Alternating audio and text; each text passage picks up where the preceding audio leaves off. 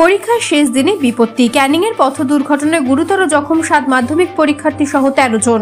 বেপরোয়া 4 চাকার ধাক্কায় গুরুতর জখম হয়ে হাসপাতালে পড়ুয়ারা। এদিকে বজবজের শ্রমিকের রহস্য মৃত্যু। নির্মীয়মান গার্মেন্টস হাবে অস্বাভাবিক মৃত্যু। ভিন জেলার শ্রমিকের হৃদরোগে আক্রান্ত হয়ে এই পরিণাম, না অন্য কোনো কারণ, তদন্তে পুলিশ। অন্যদিকে বজবজের চিংড়িপোতায় মুখ্যমন্ত্রীকে ধন্যবাদ জ্ঞাপন অনুষ্ঠান। লক্ষ্মীর ভাণ্ডারে মহিলাদের বরাদ্দ বৃদ্ধি করায় খুশি স্থানীয় মহিলারা। আসবে বিস্তারিত খবরে।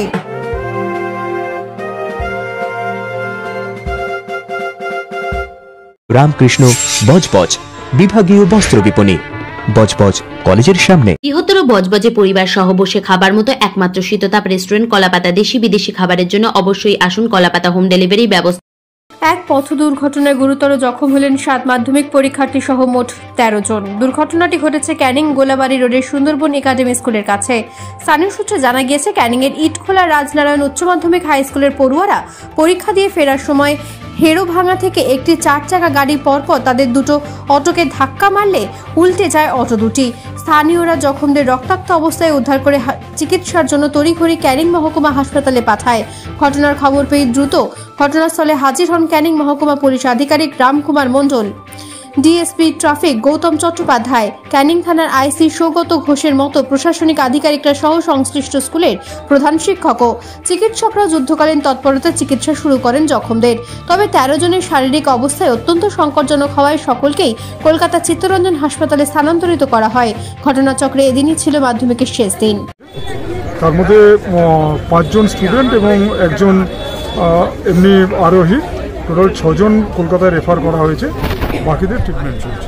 4 হুইলার গাড়ির সঙ্গে দুটো অটোর অ্যাক্সিডেন্ট হয়েছে। গতির ব্যাপারটা ইনভেস্টিগেশনের ব্যাপার আছে। সঙ্গে সঙ্গে পুলিশ ইনফরমেশনটা পায় এবং আইসি ক্যানিং সঙ্গে সঙ্গে তার টিম নিয়ে ঝাঁপিয়ে পড়ে এবং তাদেরকে ইমিডিয়েটলি হসপিটালে রেফার করা হয় এবং হসপিটাল থেকে ট্রিটমেন্টের পরে কলকাতায় পাঠানো হয় এবং স্থানীয় বাসিন্দা যারা ছিলেন তারা পুলিশকে সর্বতভাবে সহযোগিতা। টু হুইলার যে গাড়ির ড্রাইভার ছিল আটক করা হয়েছে কি? না, তাকে পাওয়া যায়নি।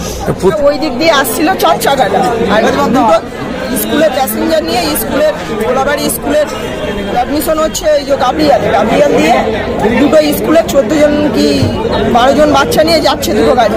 4 চাকাটা ওপার দিয়ে প্রথমে ডান দিকে ঢুকে গেছে, প্রথমে একটা গাড়িকে মেরেছে, ও গাড়িটা 3টে পাল্টি খেয়েছে। হ্যাঁ, 4 চাকাটা ডান দিকে ঢুকে গেছে, বাঁ দিক দিয়ে ডান দিকে ঢুকে গেছে। ও আসছে, এবার ডান দিক দিয়ে বেরিয়েছে, কাটিয়ে বেরোচ্ছিল, ফেরার অটো এসছে, আসলে দুটো গাড়িকেই মেরে পুরো সামনাসামনি।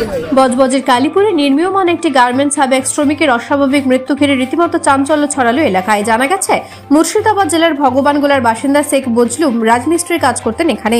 কালীপুরের নির্মীয়মান পোশাক তৈরির কারখানায় তিনি শ্রমিকের কাজ করতেন। হঠাৎই গতকাল রাতে তার মৃত্যু হয়। ওই শ্রমিকের এক দাদাও তার সাথে কাজ করতেন। তিনি জানান তার ভাইয়ের হৃদরোগ ছিল, হৃদরোগে আক্রান্ত হয়ে মারা গিয়েছেন বজলু। তবে আদৌ কিভাবে ঘটলো এই মৃত্যু, তার রহস্য থেকেই যাচ্ছে। গোটা ঘটনা জানা যাবে ময়নাতদন্তের পর। ইতিমধ্যে মৃতদেহ ময়নাতদন্তের জন্য পাঠিয়ে তদন্ত শুরু করেছে বজবজ থানার পুলিশ। রাজ্য বিধানসভায় বাজেটে ঘোষণা করা হয় লক্ষ্মীর ভাণ্ডারের বরাদ্দ বাড়ানো হয়েছে। সাধারণ মহিলাদের 1000 টাকা এবং এসসি এসটিদের 1200 টাকা করা হয়েছে।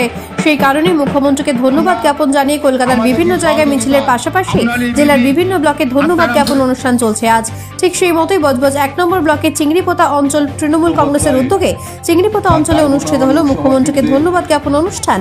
এই অনুষ্ঠানের প্রতীকী মা লক্ষ্মী সাজানো হয় এবং তার হাতে রয়েছে লক্ষ্মীর ভাণ্ডার। দেখুন, এই জনজোয়ার তো আমাদের দেখে নয়, যেভাবে মাননীয় মুখ্যমন্ত্রী মমতা ব্যানার্জি তার বাজেটের মাধ্যমে সারা বিশ্ব কেন সারা ভারতবর্ষকে দেখিয়ে দিয়েছে যে মহিলাদের কিভাবে উন্নয়ন করা যায়। আমাদের তো 24 ঘন্টাও ঘটেনি। কালকে সন্ধ্যে 6টা বাজতে দলের তরফ থেকে নির্দেশ এসেছিল যে একটা মিটিং করতে হবে। তো আমরা সেই মতো একটা মিটিংয়ের প্রস্তুতি নিয়ে শুধু একটা এখানের মেম্বারদের বলে দিয়েছিলাম, কিন্তু যেভাবে মানুষ এসে গেছে তো এ থেকেই বোঝা যাচ্ছে মানুষের কিভাবে জোয়ার, মানুষ কিভাবে উৎফুল্ল হয়েছে, আনন্দিত হয়েছে, তাদের কিভাবে মাননীয় মুখ্যমন্ত্রী পাশে দাঁড়াচ্ছেন এবং অভিষেক ব্যানার্জির জন্য মুখিয়ে আছেন।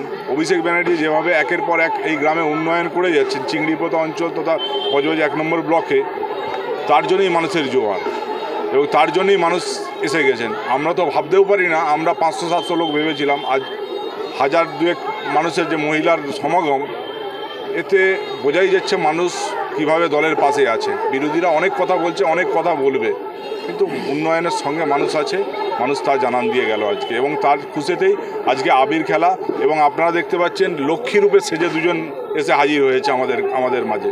বঞ্চিত বাংলা যে 100 দিনের প্রকল্পের টাকা কেন্দ্র সরকার থেকে কোনো রকমভাবে দিচ্ছে না পারিশ্রমিক হিসাবে যে প্রাপ্যটা, সেই জন্য আমাদের প্রতিবাদের জায়গাটা আজকে আমাদের সফল জায়গায় পৌঁছতে চলেছে। যে আমরা যে কোনো মূল্যে যে কোনোভাবে আমাদের নেত্রী ঘোষণা করেছেন যে 100 দিনের প্রকল্পের টাকা দেওয়া হবে, এবং তার সঙ্গে সঙ্গে যেসব মায়েরা বোনেরা তারা আরেকটা সুখবর পেয়েছেন, যে টাকাটা লক্ষ্মীর ভাণ্ডারে আজকের 500 টাকা করে পেতেন সেই টাকাটা 1000 টাকা করেছে, এবং যারা ওবিসি কোটায় ছিল এবং শিডিউল ট্রাইব কোটায় ছিল তাদের সেই টাকাটা 1200 টাকায় পৌঁছেছে। তাই তারা খুব খুশি। নেপথ্য ভাষ্যের ডোনা জানার সঙ্গে ক্যানিং থেকে সুভাষ চন্দ্র দাস, বজবজ থেকে ঋত্বিকা দাস ও চিংড়িপোতা থেকে শেখ আজহারের রিপোর্ট। বার্তা এখন। রামকৃষ্ণ বজবজ বিভাগীয় বস্ত্র বিপণী, বজবজ কলেজের সামনে। বৃহত্তর বজবজে পরিবার সহ বসে খাবার মতো একমাত্র শীততাপ রেস্টুরেন্ট কলাপাতা। দেশি বিদেশি খাবারের জন্য অবশ্যই আসুন, কলাপাতা হোম ডেলিভারি ব্যবস্থা আছে।